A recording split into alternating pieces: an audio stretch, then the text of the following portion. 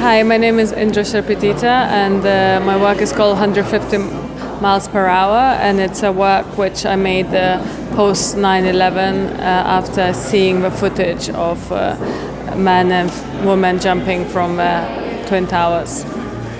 I think it was just the shock of it. I think we all lived through that moment. It's such a pinnacle moment in our lives where we remember where we were. Every single person you will ask, where were you at the moment? Everyone has a story, and I felt like I had to make something in some way to understand what happened. And just seeing the footage of the people jumping or falling was such a big thing for me as an artist. I had to deal with it in some way, or in some way make a monument for those people, because they weren't very well represented after the 9/11.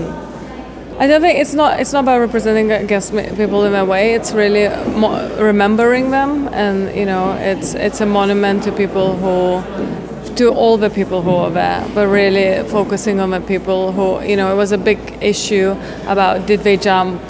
Why did they jump? How did they take their own life?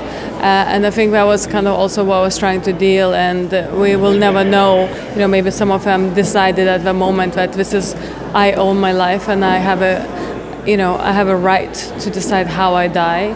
Or maybe it was too hot because the building was so hot and it was burning. Maybe they just had to kind of get out of the situation they were. So it's like this very moment where we don't actually know what happened. It's a concept which we can't deal with, but I just felt like I had to make a monument to them. The process took actually a very long time, because I lived with the images for a long time, and then to kind of how to deal with them, and do I include the people who jumped, or do I remove them? And the materiality of the paintings was very important, and in the end I decided that actually to use very kind of car machines, very kind of building materials would be the best way to deal with that. I think it's really interesting to give it kind of a place to be, and being next to Gerda Richter, who also kind of did the post 9/11 painting. Opposite him the context is very interesting.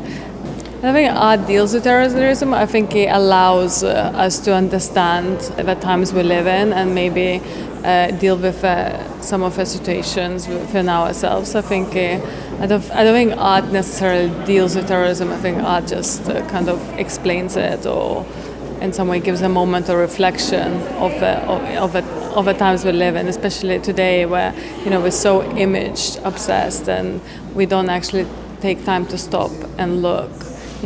What happened yesterday is completely forgotten because a new thing is happening. So I think art really gives you that moment of reflection.